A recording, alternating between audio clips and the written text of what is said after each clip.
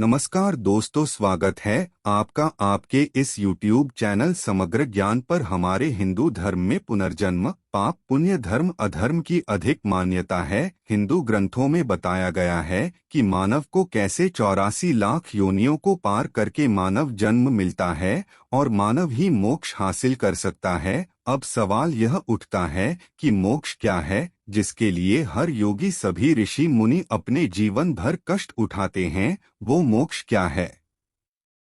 आज हम इसी बात को विस्तार से समझेंगे, इसलिए इस वीडियो को पूरा देखें और शेयर करें। हर हिंदू को ये ज्ञान होना चाहिए। आइए बिना देर किए वीडियो शुरू करते हैं। भगवान श्री कृष्ण ने युद्ध भूमि कुरुक्षेत्र में हर तरह के उपदेश दिए, मानव जीवन के सभी विकारों से मुक्ति पाने के मंत्र दिए। और जिस व्यक्ति ने गीता को पढ़ा और उसे समझा, फिर उसने जाना कि दुनिया की सभी समस्याओं का समाधान गीता में मौजूद है। आपके अंदर कोई भी शंका हो, उसका उत्तर आपको भगवत गीता में मिल जाएगा। इससे कोई फर्क नहीं पड़ता कि आपकी समस्या क्या है। इसी तरह से भगवान श्री कृष्ण ने अर्जुन को मोक्ष पाने के कई सारे द्वार बताए हैं। ध्यान योग, प्रेम योग, कर्म योग आदि। आज मैं आपको बताऊंगा कि भगवान श्री कृष्ण ने अर्जुन को मोक्ष पाने का सबसे आसान और सरल तरीका कौन सा बताया है, जिस विधि से मानव कितना भी पापी, कितना भी अधर्मी क्यों न हो,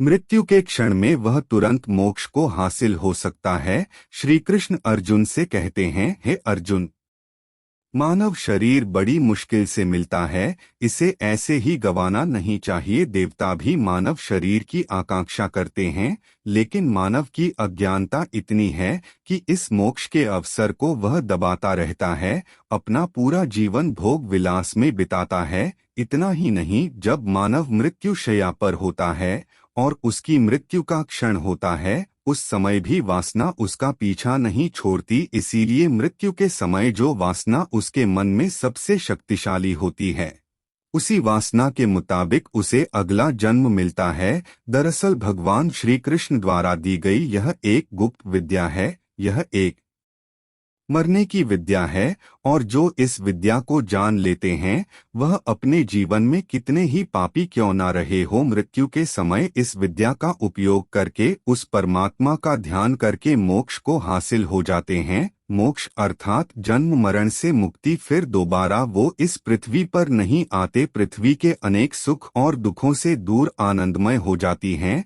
अर्जुन पूछता है कि हे केशव, मृत्यु के समय बड़ा ही कष्ट होता है, अब चाहे वह किसी घातक हथियार के जरिए हो या फिर प्राकृतिक मृत्यु हो, क्या इसे आसान बनाने का कोई तरीका नहीं है? कृष्ण कहते हैं, हे अर्जुन, यह प्रश्न मृत्यु को आसान बनाने का नहीं है, बल्कि जीवन मृत्यु के चक्र से निकलकर मोक्ष हासिल करने का है। कृष्ण ने कहा, यदि व्यक्ति मृत्यु के समय मेरी बताई हुई विधि को अपनाएगा तो वह सीधा मेरे परमधाम को हासिल हो जाएगा। अर्जुन ने पूछा, हे प्रभु, वह गोपनीय ज्ञान या विधि क्या है? कृष्ण जी कहते हैं, अपने प्राण त्यागते समय अपनी सभी इंद्रियों के द्वार को रोककर, अर्थात उन्हें वश में कर और अपने मन को अपने हृदय में स्थिर करके, अपने प्राण ऊर्जा को अपने मस्तिष्क में स्थापित करके उस परमात्मा का स्मरण करते हुए ओम मंत्र का जाप करें। मानव जीवन भर कितना ही पापी क्यों ना रहा हो, उस व्यक्ति को मोक्ष हासिल होगा। देखा कितनी आसान विधि बताई है।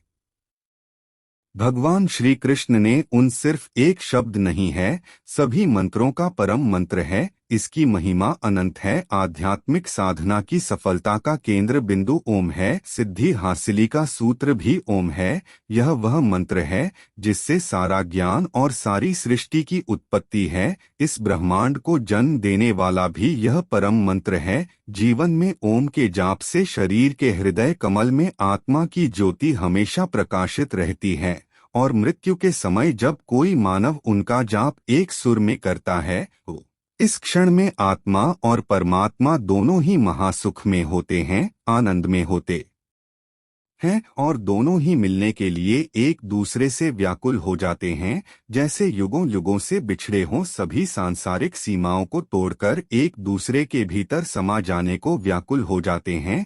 भगवान कृष्ण ने इसे मुक्ति का द्वार भी कहा है, लेकिन हम इस छोटी सी महत्व को समझ नहीं पाते और इसी कारण हमारे शरीर की रचना उस ईश्वर ने विशेष रूप से की है। हमारे इस शरीर को ब्रह्मांड के रूप में दर्शाया गया है। हमारा शरीर इस ब्रह्मांड का केंद्र बिंदु है, इसमें सभी लोगों का निवास है। मानव शरीर में पैरों से नाभि तक भूलोक दर्शाया गया है, नाभि से कंठ तक अंतरिक्ष यानी आकाश लोक और कंठ से सहस्रार तक स्वर्ग लोक को बताया गया है। और सिद्ध योगी मानव शरीर के इस बनावट को बहुत अच्छे से समझते हैं, इसीलिए सिद्ध योगी अपना शरीर त्यागते समय अपनी प्राण ऊर्जा को ऊपर की ओर उठाकर विशुद्धि चक्र अर्थात कंठ में ले आते हैं और विशुद्धि चक्र से आगे आज्ञा चक्र से कपाल में ले जाकर सहस्त्रार चक्र पर स्थापित करके अपने प्राण निकाल देते हैं।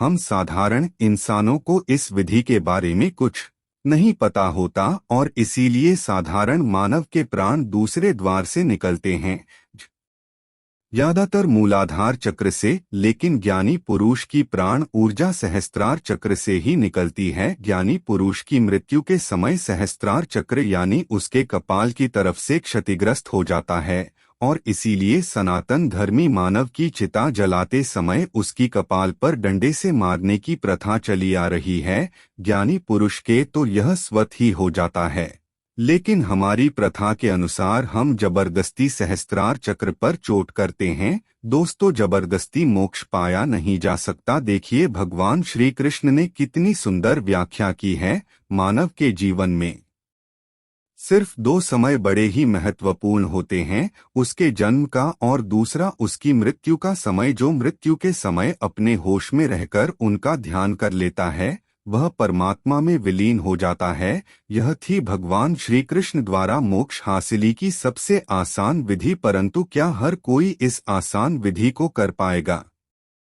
इसलिए इस बात को ब्रह्मसूत्र के भाष्य में श्री आदि शंकराचार्य बताते हैं कि मृत्यु के समय 100 बिच्छुओं की एक साथ डंक मारने जितना दर्द होता है, आंखें धुंधला देती हैं और घोर रूप में खड़ी यमदूत हमें दिखाई देते हैं, उस समय जीवन भर किए पापों के कारण भगवान का नाम भी नहीं लिया जाता और गला सूखने लगता है। इसीलिए हर मानव को चाहिए कि वह इस ज्ञान का सदा ही अभ्यास करता रहे, जिस अभ्यास के कारण ही अंतिम समय में ओंकार का ध्यान कर पाएगा और मोक्ष हासिली होगी। दोस्तों, उम्मीद करता हूँ कि आज की यह वीडियो आपको पसंद आई होगी। अगर हमसे कोई त्रुटि रह गई हो तो हमें क्षमा करें। अगर आप चाहते हैं कि ओंकार की साधना और ज्ञान पर एक वीडियो बनाया जाए तो हमें कमेंट में बताएं। आप चैनल को सब्सक्राइब न करें तो भी कोई बात नहीं, परंतु इस वीडियो को 5 लोगों तक जरूर पहुंचाएं, क्योंकि खुशियां और ज्ञान बांटने से ही बढ़ते हैं। मिलेंगे एक नई वीडियो में, तब तक के लिए नमस्कार।